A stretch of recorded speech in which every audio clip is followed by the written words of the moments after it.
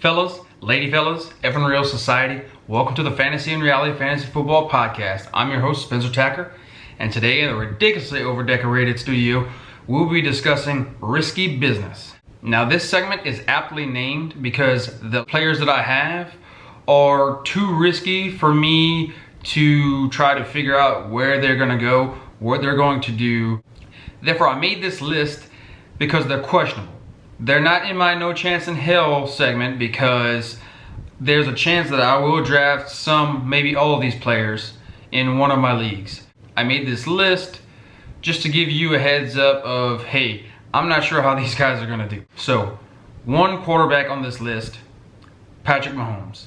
Now, yeah, he's gonna be great, we all know that. But 50 touchdowns, 5,000 yards, that'll probably regress. He's obviously going to have to regress. There's no way I think that he's going to repeat what he did last year.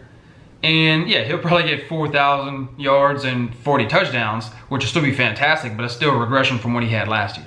So that's why he's on this list. It's risky. I'm not sure what he's going to do. I'm not saying he's going to do horribly because we all know he won't, but he's on here because it's a risk at his ADP. He's going super high, probably third round in most leagues, maybe even first or second in Superflex. So you want to have that value. Yes, he's going to kill it, but is that worth getting a pick so high if it's not a Superflex league? You're going to pass up a DeAndre Hopkins maybe in a first round to get Patrick Mahomes. So I'm not sure if he's worth that much. Fourth round, I'll probably snatch him up if I have two good receivers or two good running backs. But in most leagues, I'll probably pass on him. Now, all the running backs on this list, I have Mark Ingram first. And I also have Justice Hill.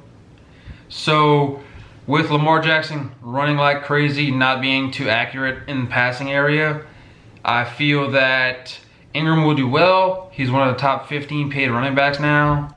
So since they gave him that money, he's going to get the ball. I'm just not sure how often and if he's going to take carries from Lamar Jackson or if Justice Hill is going to take carries from Ingram. So it's just a bit questionable. It's a little too wishy-washy for my taste, so that's why those two are on this list. Another guy I have is Kenyon Drake. I think he's going to do fantastic. Adam Gase is out of there now. He could be the number one. But there's also Kalen Ballage in there, so they might want to do similar things like they did last year with Frank Gore. So I feel like Drake is not going to get the respect and the amount of carries and touches that he deserves. And so it makes me a bit nervous to pick him as my second or third running back if they're not going to give him the touches that he needs to be on my team. Another high guy I have on here is Damian Williams. Now, he's going in the first few rounds. He hasn't had a full workload, much like Josh Jacobs, so I'm not sure how his body will be able to take that whole workload throughout the entire season. Now, he might do fantastic. You never know. I think he's going to do decently, but not for where he's going. I'd rather have someone that I know will be able to carry the full workload the entire season. That way, I'm more secure in my position. The next two guys I have on here are teammates, Phillip Lindsay and Royce Freeman. Now, last year, everyone, including me, thought that Royce Freeman was going to be their guy. And then out of nowhere, Phillip Lindsay came onto the scene, absolute waiver wire god. He and James Conner just killed it for everyone. Very good value.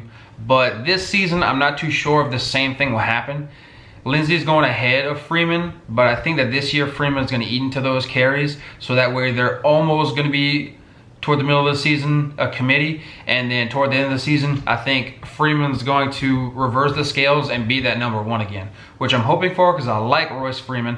I like Lindsay too, but I just feel that Royce Freeman should get that spot. Royce Freeman will be a guy that you should target in late value if he can hop over Lindsay. A guy on this list that I think will do well, but I've just never really been high on him, is Tariq Cohen. I think he'll put up numbers. I think he'll be a nice catching back. But with Jordan Howard leaving, going to Philadelphia, them getting David Montgomery, I like Montgomery a lot. He will be a guy that I am going to try to get on almost all of my fantasy teams this season. I think that he's going to be what they wanted Jordan Howard to be the last couple of seasons. Now, don't get me wrong, Howard did well. He just didn't catch very well. He wasn't that all-around back that the Bears were looking for, and I feel that Montgomery is that guy. So if Cohen doesn't get all the catches and touches that he needs to stay relevant, I feel he's just going to fall to the wayside, and Montgomery's going to be that top guy. And speaking of Jordan Howard and Philadelphia, I have Miles Sanders on this list. I like Sanders, but he has a bit of an injury right now. They have a committee of backs. We're not sure who's going to do what. I'm pretty sure that Howard is going to get the start, but later in the season, Sanders might prove that he could be the #1 back and jump over all those guys. But as of now, he's on my list because we're not too sure what he's going to do. And my last guy is Jordan Howard. Like I said, Sanders might jump him, but I think Howard's going to get the start. I just don't think that he's going to be able to start for long. He might start the first few games, get most of the carries, then some other back might start to vulture his touchdowns, and then Miles Sanders comes in, and it'll just be a mess for a bit.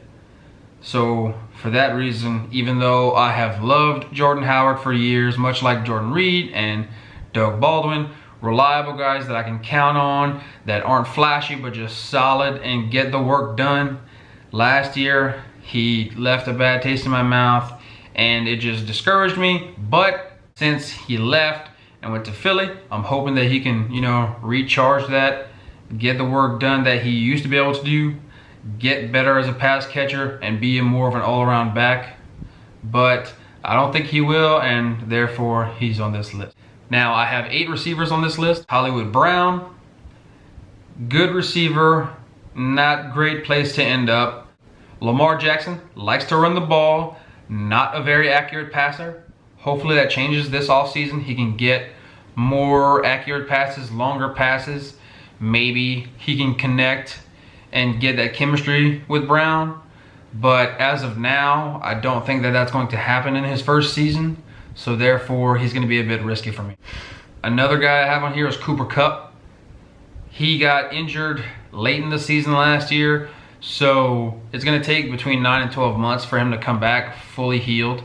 So I don't think that he'll be relevant for the first half of the season because I don't feel that he's going to be 100%. And I feel it's going to be the Cooks and Woods show. And Kupp might be that third guy who's going to get catches every once in a while, but I do not think he's going to have nearly the season he did last year before his injury.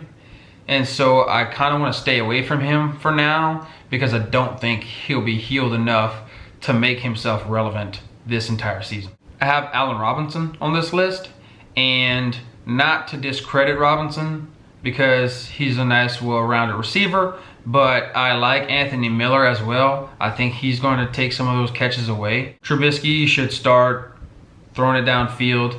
Miller will get some of those. I think David Montgomery, Tariq Cohen, all those guys are going to slowly start to take over catches that would have gone to Robinson. So if he can drop to me 2 rounds lower than his ADP, I'll definitely snatch him up. But as current ADP, I'm not too high on him. Another questionable guy I have on here is Sterling Shepard. And I know that OBJ left a ton of catches for everyone to grab, but I think Evan Ingram and Golden Tate are going to catch a lot of passes. Barkley, a lot more. He's going to be productive. The Eli Daniel Jones situation, who knows? Eli might play the whole season. He might play 1 game. Daniel Jones comes in. You don't know. It's very questionable. I just want to stay away from Sterling Shepard. If I had to pick anyone on that team, I would definitely pick Evan Ingram as a pass catcher. I think he's going to do fantastic. He's going to take a lot of those catches that OBJ left. I would be the most confident taking him out of any of the pass catchers in New York. I have N'Keal Harry on this list. And not to discredit him in any way, he's just a rookie. And I feel that Edelman is going to get all those catches. I'm not sure how much chemistry he and Brady can build in this offseason to make him relevant. and I'm not willing to take that chance on Harry this season. Maybe in the next upcoming seasons, but as of now, I'm gonna hold off on that. Another risky guy I have is Cortland Sutton. I like the guy. He was supposed to be the next Demarius in Denver. He wasn't, and I feel that discouraged a lot of people. I think he's gonna do well, but I think Deshaun Hamilton is gonna get a lot of the catches that Sutton should have gotten. But since last year, he did poorly compared to what he was supposed to do. I just don't think that he's going to be someone that I target and think that's going to do great unless he falls to the late double-digit rounds to me. The last guy I have on my receivers is DK Metcalf, and I like him. Huge guy. Not the best route runner, but he's got big, strong hands, big guy. He can knock anyone down. I think for a 50-50 ball, he's gonna force his way through everyone and catch that ball over basically anyone because of his size and strength. But because the Seahawks want to be a more run-heavy team, I'm not sure how relevant DK Metcalf is going to be in that passing game. I like Tyler Lockett a lot. He'll definitely be the number one. Russell Wilson is one of my guys. I like Wilson a lot, but I just don't think that he'll be able to connect with Metcalf enough to make him even a flex on my team. I have 4 tight ends on my list for risky business, and the first guy is Trey Burton. I liked him a lot 2 years ago, his last season in Philly, but it didn't translate well to Chicago. I think he's going to do well this season as compared to last season. Trubisky might hone his game in and get a little bit more concise, but as of now, I don't think Trey Burton will be a number 1 for me. If I'm desperate, he might be a number 2 if I didn't pick a tight end in the 12th round yet. He'll be a decent guy for me, but other than that, I'm not too high on Trey Burton. The next 3 guys I have on here are injury prone, older, and I'm just not sure I want to take a risk on them unless it is one of the last couple rounds. And the 3 guys are Greg Olsen, Tyler Eifert, and Delanie Walker. Now out of those 3, I think the most confident I would be in is Delanie Walker, because he is another one of those silent guys, just a silent killer. He can rack up a lot of yards and points without being flashy, but all the injuries, the age stack up for these guys. Eifert has been out for a very long time. Olsen with all his lower body injuries, and Thomas being the number 2 coming up right behind him, I think will be more relevant than Olsen. Olsen might just be one of those guys with a name that goes out there and just demands coverage. And so I feel like that's what it's going to be most of his game this season. So these 4 tight ends, I'm not too crazy about. I might get them as a number 2 tight end if I need one, but only if I'm very desperate and have no other options. So that was my list for risky business. I like this segment. It is basically a way of saying, hey, I don't know what these guys are going to do, so let me put them all in one list. So let me know what you think. What guys are you just a big question mark about? What guys on this list did you think is going to kill it? Which guys do you agree with? Just let me know. As always, thank you for tuning in and thank you for your support. Leave your feedback, questions, topic suggestions down in the comment section below. We will try to answer any and all questions and comments that you have. Remember, sports are supposed to be enjoyed together, so tell someone about us, watch it together. Don't forget to smash that thumbs up, subscribe to our channel so I can try to keep giving you as much content that I have to make you the best fantasy football player that you can be. And as always, God bless America and God bless fantasy football. Take care.